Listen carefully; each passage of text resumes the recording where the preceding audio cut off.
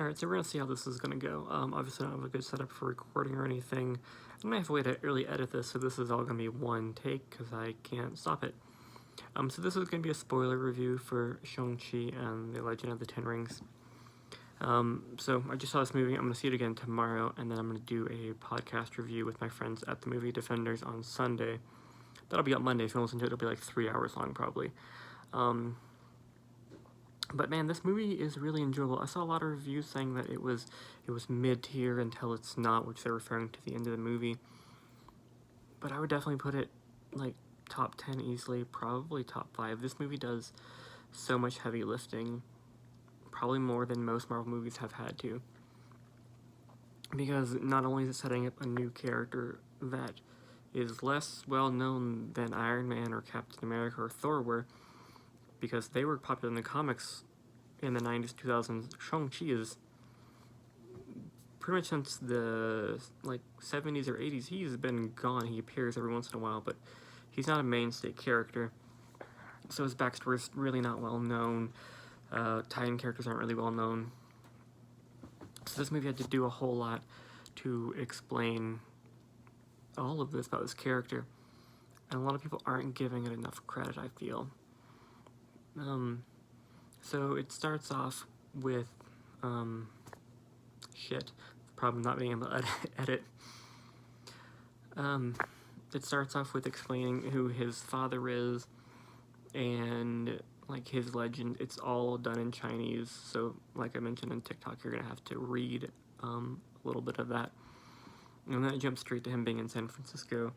It introduces his friend Katie, who he works with, who he met in high school, because he went to do his first mission, which lines up with the comics. He goes to do an assassination, and he has a change of heart.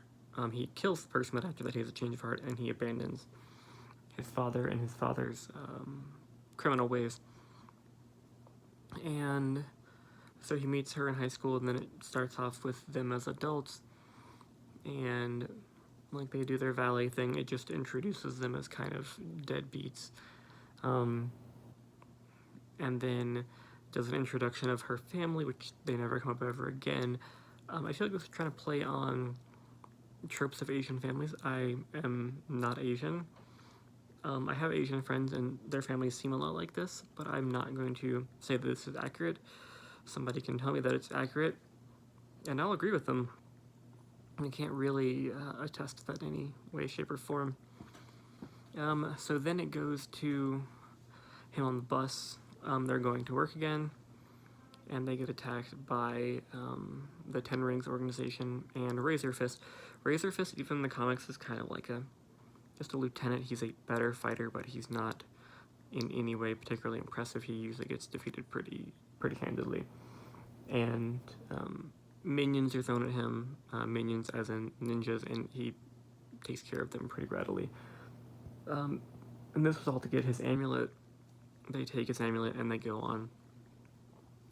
Then we end up going to Macau, where his sister runs an underground fighting rink, and we get a little bit more backstory, find out that, so when he left to do his mission, it took her 6 years to realize that he wasn't coming back, and to realize she didn't need to depend on him, and to become her own person, and then she runs away.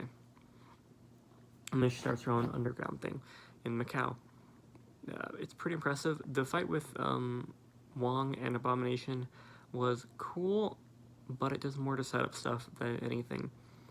Wong beats him very, very easily, and was like, well, you should have done this instead, and they go off to go train. It's very, very interesting. They get attacked there because his sister also has an amulet, and Razor Fist is there again. The other person, I think their name is Death Dealer or something. They're the one wearing the mask. They are there, and Shang-Chi almost kills them, but he gets stopped by his father, and they get captured and taken to the Ten Rings Fortress. This is a little bit of a quiet moment. This movie does have some good use of quiet time, because we get his father explaining where he's coming from, why he's doing what he's doing. we get a little more backstory on Shang Chi and his sister, and it's pretty cool. And we find out that his father wants to go to where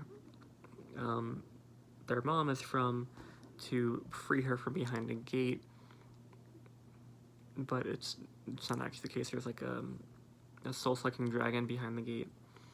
It's what's actually back there. But this one feels pretty true to the comics, mainly because their dad is pretty manipulative in the comics. Like, he'll be the good father, and all of that. Also, when they're in Macau, he says that he told his assassins that none of them would be able to kill him, and he's glad he was right.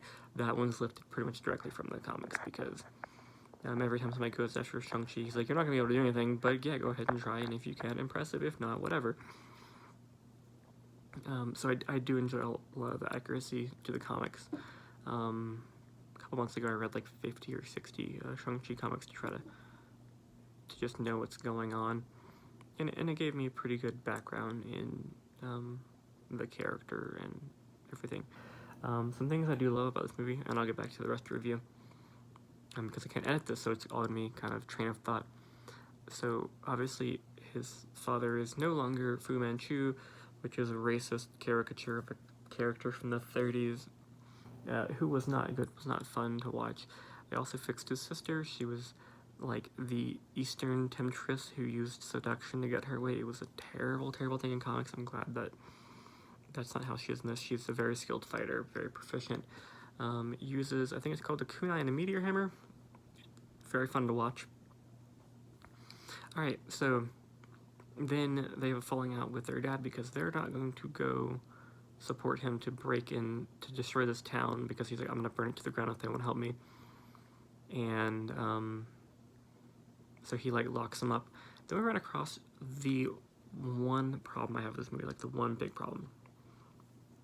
So Trevor Slattery, the guy from Iron Man 3, the guy who is the actor that plays the Mandarin. Like, Trevor Slattery is the actor within the universe that plays the Mandarin. He's in this, and I usually love Ben Kingsley, but pretty much every second this character was on the screen, I hated it. He didn't need to be there. The introduction was fine, but everything past the introduction, I feel like it probably would be better off going somewhere else. So then, find out that Trevor actually has this like little winged fluff ball, who is from where their mom is from, that was captured by their dad long ago, and he could understand it, and says, I can get you to where you need to go. And they break out. They steal Razor Fist car, which has Razor Fist paint on it. I thought that was kind of cute. Also, I feel like BMW paid a lot for product placement, because there's like 3 or 4 BMWs in this, like, logo front and center. So then we go to, there's like a little driving scene through a magical forest, and this is where it starts to feel a lot like it was gonna be an Iron Fist movie, but then they changed it to a Shang-Chi movie. For those of you who don't know, Shang-Chi is often very grounded in real stuff. Of all of the comics that I read, there wasn't a whole lot of mysticism. Like, he'll use chi to do stuff, but usually to strengthen himself or something. But most of it's about him being very, very skilled. It's not about mysticism and stuff like that. So this is where it started to veer off a little bit for me. It's still really good. It just started to veer, and I was like, this feels like it should be an Iron Fist movie, and I would have loved it to be an Iron Fist movie. So they got a thing that's called Tao Lao, and they get in, obviously, and they're told to leave, and then their aunt shows up and is like, no, they're not leaving, they're welcome here. And they do some explaining about like the gear that the people in Tao Lao have. It's made out of dragon scales, which makes it more resilient and deal more damage.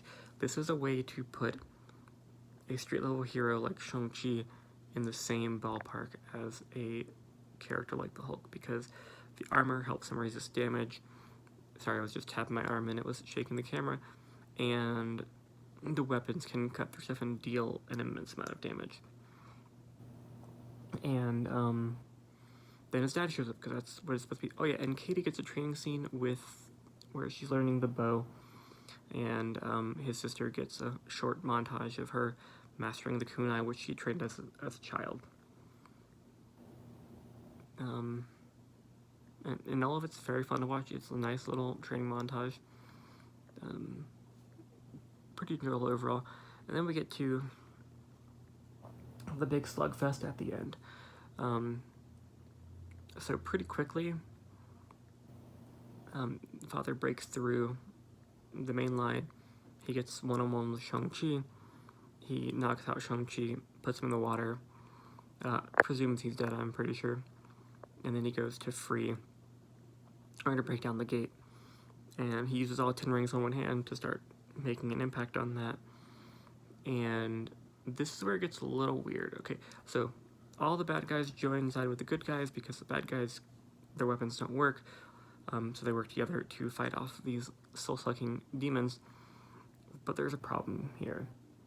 So they say if the big demon behind the gate gets enough souls, it will be able to break out.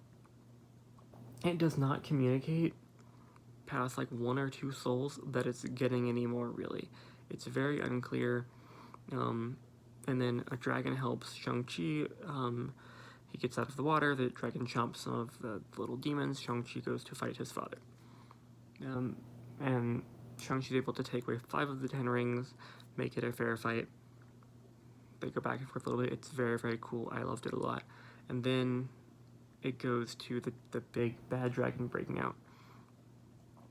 The big bad dragon, I mean, it looks cool, but again, it didn't explain enough for me to understand that it should have been on broken out already, because it only gave 1 or 2 souls, and then it breaks out. I'm like, well, it didn't do a whole lot yet.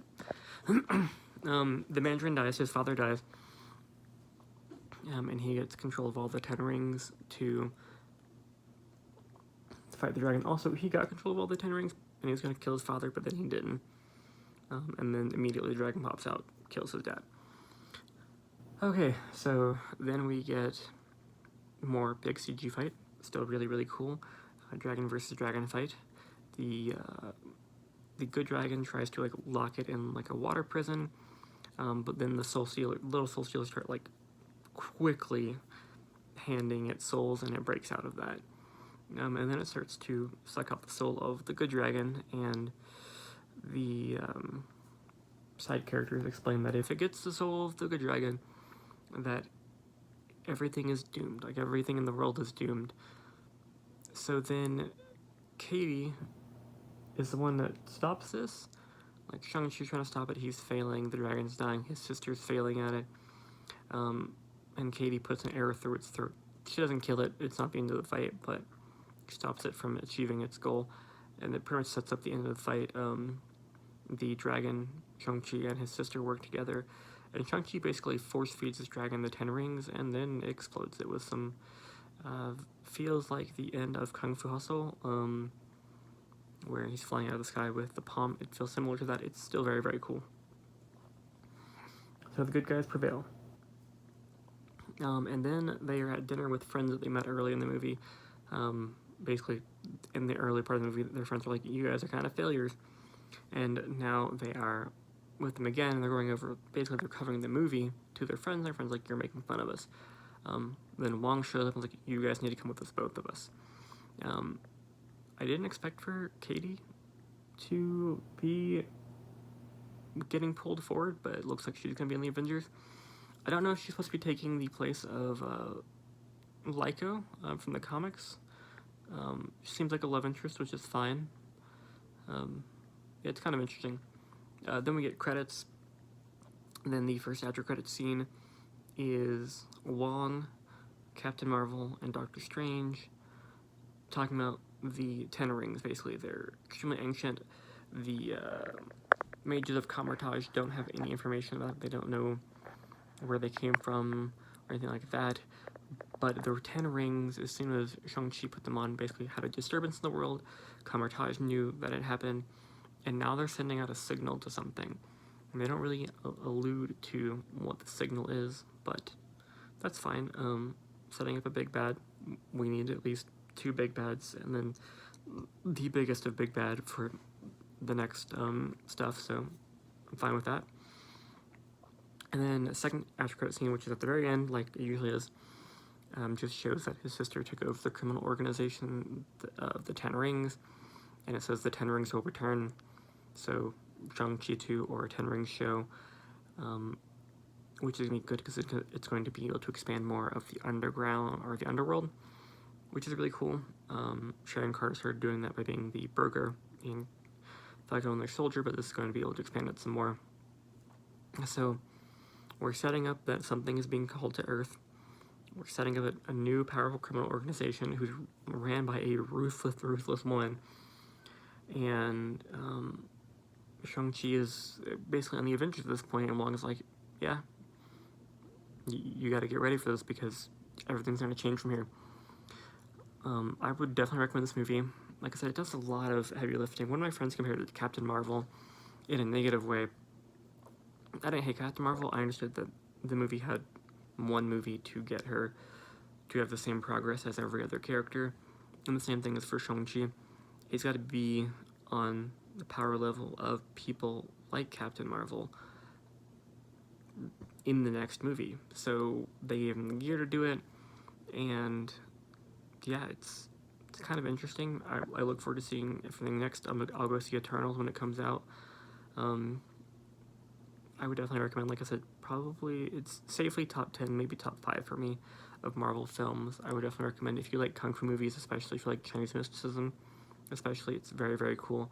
Again, it did feel kind of like it was going to be an Iron Fist movie. They changed where they were going with that, but still fantastic. Would recommend to anybody that's into any of those things, and if you're into Marvel, you're already going to watch it. So, yeah, have a good day. Hopefully you guys enjoyed this longer form video that's only going to be up on YouTube because it's at 17 minutes, so it's not going to fit on TikTok. Have a good day.